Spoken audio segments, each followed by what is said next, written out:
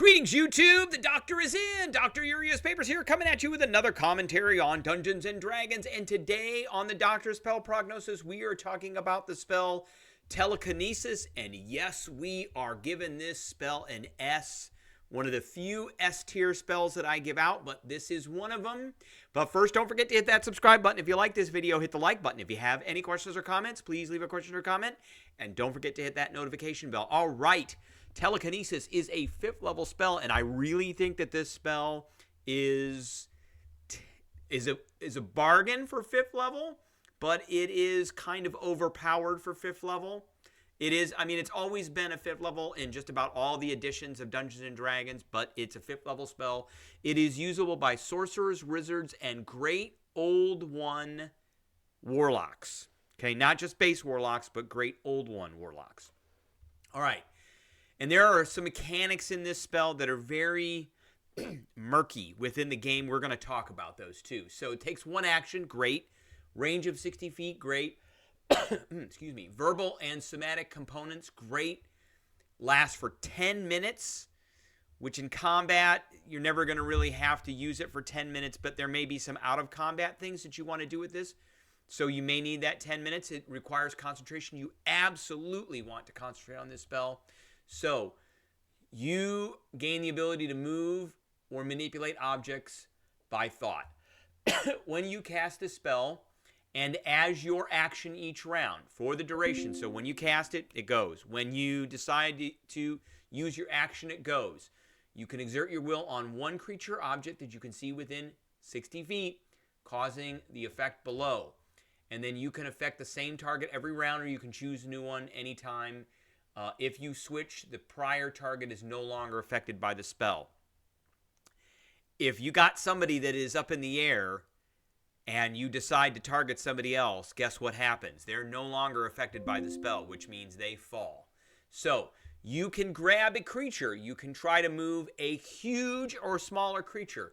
Now, to put that in perspective, an adult red dragon who does have a pretty healthy strength bonus, he's going to have a +8 to his strength check, is huge. So we're just going to put that in perspective. So you can grab an adult red dragon with this spell. So you make an ability check with your spell casting ability contested by the creature's strength check. So make an ability check with your spellcasting ability, contested by the creature's strength check. So that means that's not your proficiency bonus. It is your ability. So this is basically the same thing as like doing a concentration check where you're using your constitution bonus. So you are making an ability check for a wizard. I would hope at this level that you're casting this spell that it's at least a +4. For a sorcerer, for your charisma, hopefully it's a +4. Warlock should also be there. So you have to keep that in mind. And because of that, now I want you to remember, you're doing a +4 against this dragon's +8. If you're doing bigger creatures are going to have more strength. So you want ways to mitigate that. So I want everybody to think of ways that affect ability checks, because it's the creature's strength check. It's not a saving throw, which makes that mechanic a little bit different. So if you win, you move the creature up to 30 feet in any direction, including upward, but not beyond the range of the spell. So you can only move them up to 60 feet. Until the end of your next turn, the creature is restrained in your telekinetic grip. So a restrained creature has a speed of 0. It cannot benefit from any bonus to its speed. Attack rolls have advantage. Its attack rolls have disadvantage. And a biggie, that last bullet there, the creature has disadvantage on dexterity saving throws. So, I got you until the end of my next turn. Hey, my buddy who's a wizard, or my buddy who is a sorcerer, or my buddy who is another spellcaster, lightning bolt, fireball, whatever, go, because they have disadvantage on their dex saves. So now you got that. On subsequent rounds, you can use your action to attempt to maintain your telekinetic grip on the creature by repeating the contest. So you got them until the end of your next turn. but you on your next turn you can keep it going until the end of your next turn. And so you can move them up 60 feet or whatever. So if you grab an object, you can try and move an object that weighs up to 1,000 pounds. Now this is where the rules get a little murky, because the rules and when I say murky, I mean there's probably going to be a lot of table variation, so you need to work this out with your DM. The D&D 5th edition rules are not 100% about how much objects do. So if you're thinking about picking up a 1,000-pound boulder and dropping it on somebody, then there's going to be some variation. We're going to go over what I think or what resources we have to kind of determine that. So if the object isn't being worn or carried, you automatically move it up to 30 feet in any direction, but not beyond the range of the spell, which is 60 feet. If it is worn or carried, you can make an ability check with your spellcasting ability. Again, should be at least a +4 by now, contested by the creature's strength check. If you succeed, you pull the object away from the creature and you can move it up to 30 feet. So if somebody's got an important object, like that wizard's got a staff that they're blasting you with, or there's a melee character who's got a weapon, you can take their weapon away. I mean, it's got all kinds of applications. So you can exert fine control over objects with your telekinetic grip, such as manipulating a simple tool, opening a door or a container, stowing or retrieving an item from an open container, or pouring the contents of a vial. So you can do different things. This has a little bit of variation. It says you can exert fine control on objects, and then it gives some examples, but really it's exert fine control on objects. I would say that if you are proficient in a tool, that you can use telekinesis to do things with that tool. Okay, so that's that.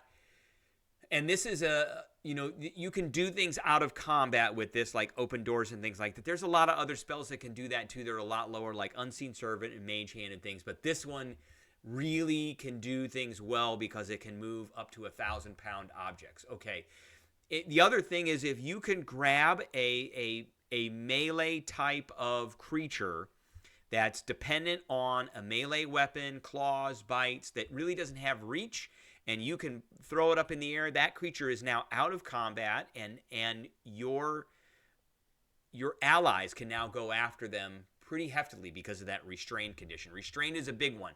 The big things I think that make this spell an S-tier spell are: 1, it lasts for 10 minutes. 2, it's huge or smaller creatures. 3, they're restrained. And 4, 1,000 pounds, which is a biggie. Now, I want to talk about, really quick, I want to talk about some things that synergize well with this spell. Hex. Now, if you're this great old one, Warlock, you're not going to be doing this and Hex at the same time because they both require concentration. But if you have this spell, you need to be conversing with your party members and your allies, and you need to be talking about what you can do to minimize this strength check that the targeted creature gets. Hex is a great way to do it. Choose one ability score when you cast. The target has disadvantage on ability checks. So now we've got an adult red dragon who's got disadvantage on that strength check. So that evens out your spellcasting ability check almost. And so you can really make this spell very powerful with Hex. Also, the Bard class, because Bards get magical secrets, they can pick telekinesis. And because they can pick telekinesis, they can use it with certain features that they have that use their inspiration. College of Lore is a really good one. Cutting words. When a creature that you can see within 60 feet makes an attack roll, ability check, or damage roll, ability check right there, you can use your reaction to expend one of your uses of Bardic Inspiration, rolling that die and subtracting the number from the creature's roll. There you go. So that strength check that the dragon's got, let's say one of your compatriots is a warlock and has Hex this. And then maybe you are a bard, or maybe one of your other allies is a bard, and then you slap that cutting words on them. And now all of a sudden that red dragon is failing that check every single round. And again, you really only need to keep this going in combat for like 4 or 5 rounds, because that's how long the average combat lasts. to be perfectly honest. Now, I want to talk a little bit about objects and this 1,000 pounds that you can move. So we've got some resources that talk about different things. Now, this has to do with, like, you can only move that 1,000-pound object 30 feet or you can drop it. So there's falling rules. So D6 bludgeoning damage for every 10 feet fell to a maximum of 20 feet. 20 D6, I don't think that a 1,000-pound rock that is dropping 30 feet is going to do 3d6. I just don't think that makes sense with the laws of physics. There is this random improvising table and the damage severity level. So they have in here hit by falling rubble in a collapsing tunnel, which is 4d10 damage. And then they have the severities. I would say a 1,000-pound object is, especially like a 1,000-pound rock, is pretty bad. That's a big giant rock. And so, I would say that's dangerous at the very least. And so, it looks like it's anywhere. And this matches this too. So you got crushed by compacting walls. I would say that is good. A 1,000-pound rock is going to crush somebody if it's dropped from 10 feet or 30 feet. I mean, obviously it's going to do more damage if it's dropped from 30 feet from 10 feet. But that boulder is going to do somewhere in between 4d10 and 10d10 damage. You could average them together. 7d10 sounds like a good number to me. And maybe you want to give the person that's underneath the rock a dexterity saving throw equal to the DC of the spellcaster. None of that's in here, but none of that's not in here either. That's kind of the problem with this. And then we've got Xanthar's Guide. So this one is from the Player's Handbook. This one is from the Dungeon Master's Guide. This one is from Xanthar's Guide. So it's got rates of falling. You're not going to get an object 500 feet up unless you're dropping it onto something from off a cliff. And that's another use of this that I do want to point out, that you could move somebody over a cliff and then drop them or concentrate on another creature, in which case these falling rules will come into effect and they will fall. And how fast will they fall? Well, they'll fall 500 feet around because Xanthar said they're going to fall 500 feet around. So there is that. Or you could have that rock drop on somebody. I mean, maybe they're underneath a cliff that's 100 feet high, 60 feet high, let's say. You could pull a rock off of that. So there is that. Now in Tasha's, we've got falling onto a creature.